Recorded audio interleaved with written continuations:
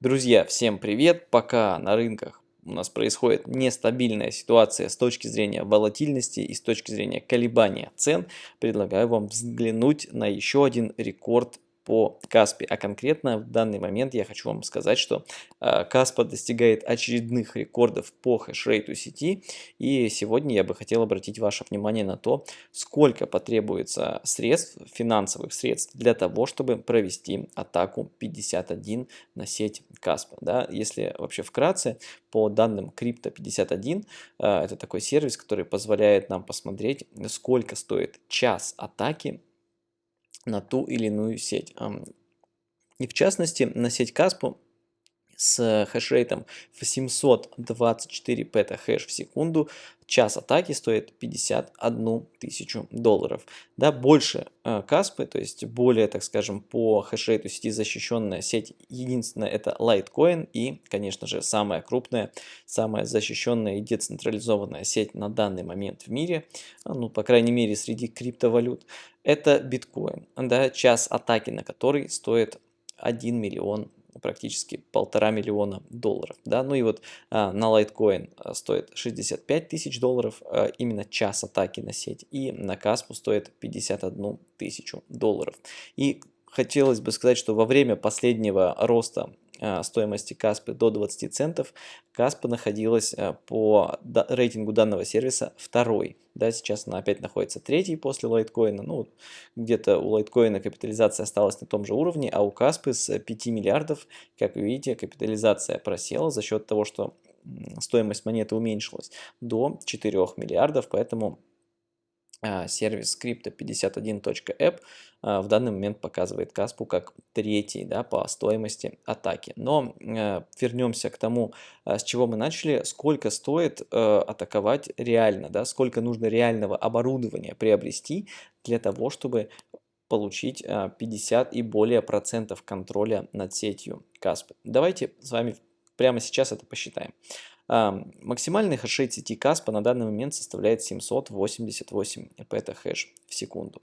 Мы идем в перевод, да, в конвертер петахэшей в экзахэши, в терахэши, неважно, и вписываем текущую мощность сети, то есть 788 петахэш. Мы видим, что 788 петахэш равняется 788 тысячам терахэш. Это терахэши в то, в чем сейчас измеряется мощность одного асика. Да? Для примера, один асик от Bitmain, да, самый топовый асик в данный момент на Каспу стоит порядка 10-12 тысяч долларов. Ну, возьмем как 10 тысяч долларов за один асик. И если мы учитываем, что маржинальность, в принципе, у производителей асиков находится в диапазоне от 30 до 60%, и возьмем самое-самое большое число, да, допустим, представим, что данную атаку захочет провести непосредственно производитель асиков, да, сколько ему понадобится средств для производства такого количества оборудования для того, чтобы завладеть большей половиной сети и производить некие манипуляции, либо отменять транзакции, либо тормозить их, ну и так далее. Итак, если мы учитываем, что 60% это маржинальность у производителя, то того мы имеем 4000 долларов, да, себестоимость одного аппарата, да, для производства. Цифры могут быть больше, могут быть меньше, но, по крайней мере, по данным из открытых источников, маржинальность производителей асиков от 30 до 60%. Мы с вами берем для примера, для расчета самую большую маржинальность, да, то есть учитываем то, что производители производят данные асики как можно дешевле. То есть один такой аппарат, который продается за 10-12 тысяч, с его производством, да, с полным циклом стоит примерно 4000. Мы это с вами посчитали. Теперь возвращаемся к мощности сети. На данный момент мощность сети 788 тысяч терахэш. И для того, чтобы нам завладеть 50 и даже больше процентами от всей сети, нам потребуется как минимум столько же терахэш. Да? То есть, если вся сеть 100%, мы хотим от всей сети получить более 50%, то для того, чтобы наши 51% стали 51%, да, нам потребуется как минимум столько же мощности. Итого 788 тысяч терахэш мы поделим на 20 терахэш за один майнинговый аппарат. Да, сейчас я вам его покажу. Ну, то есть вот примерно так они выглядят. В данный момент вы видите Antminer KS5 с мощностью 20 терахэш. Да, ну вот на сайте производителя указано, что все они уже проданы. Я не сомневаюсь, что производители уже делают новые модели, но по крайней мере, текущая модель, вот этот CS5, уже все проданы, и его стоимость составляет, ну вот в данном примере, 14 тысяч долларов за одну штуку, хотя мы с вами посчитали как 10, и при этом от 10 посчитали всего лишь 4000 себестоимости, да, то есть возможно, что себестоимость на этом уровне остается, но с учетом того, что аппарат сам стоит больше, возможно, она и немножко выше. Итак, возвращаемся к самой сети. Да, для того, чтобы нам стать атакой, да, 51, чтобы ее осуществить, нам потребуется стать более половиной сети, саккумулировать у себя. И для того, чтобы посчитать, сколько нам потребуется аппаратов майнинговых, нам нужно поделить эту сумму на количество терахэш за один аппарат. Получаем 39 400. 39 400 вот таких вот аппаратов нам потребуется для того, чтобы провести атаку 51, хотя бы попытаться это сделать. Ну а в долларовом эквиваленте эта сумма будет равняться 157 миллионам 600 тысячам. Но если кто-то начнет покупать оборудование на такую сумму, то, во-первых, цена на оборудование очень сильно взлетит, и это сделает атаку 51 еще более, да, таким как бы еще более дурацкой затеей, и эта сумма будет гораздо выше для того, чтобы это сделать. Ну и плюс децентрализация сети за счет этого будет также продолжать расти, потому что другие люди, которые увидят, что есть спрос на оборудование, из-за этого будет расти сама стоимость монеты и так далее. Это, так скажем, такая практически бесконечная петля.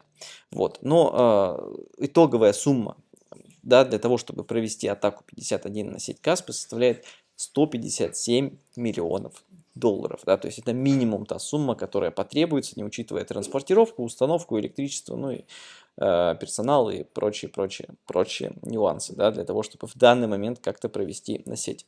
И это позволяет мне сказать, что Каспа это тот проект, в котором действительно лично для меня, это только сугубо мое личное мнение, что здесь достаточно безопасно хранить какие-то средства и пользоваться данной сетью не только как средством, да, сохранения, как и биткоин, денежной энергии, да, поскольку запас монет ограничен, но и как средством платежа для того, чтобы быстро и достаточно децентрализованно и безопасно перемещать свои средства.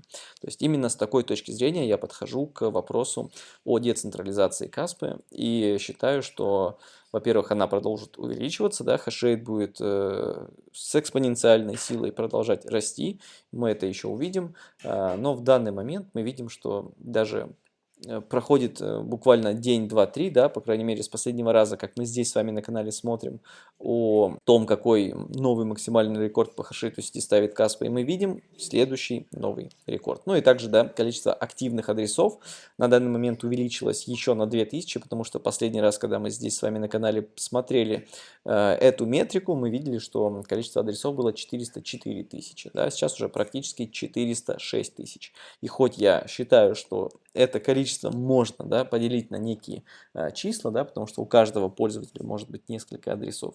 Но для объективности картины мы берем данные с обозревателя, с нашего Explorer по сети. Рыночная капитализация остается на уровне 4 миллиардов. Если мы увидим капитализацию ниже 4 миллиардов, еще раз, опять же, будет хорошей возможностью для добора позиций в свой портфель. Ну, по крайней мере, лично для меня. Ну и плюс ко всему, объем торгов 88 миллионов.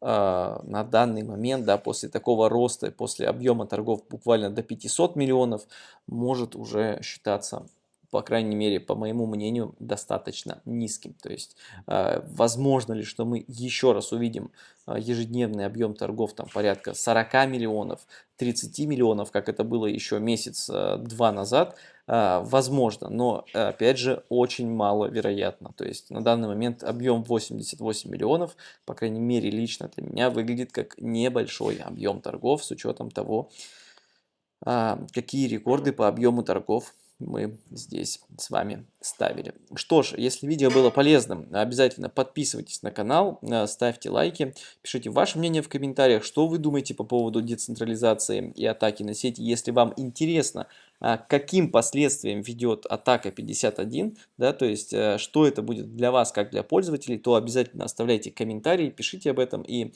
об этом мы поговорим с вами в следующих видео. Ну, а я с вами на этом на сегодня прощаюсь. Всем пока!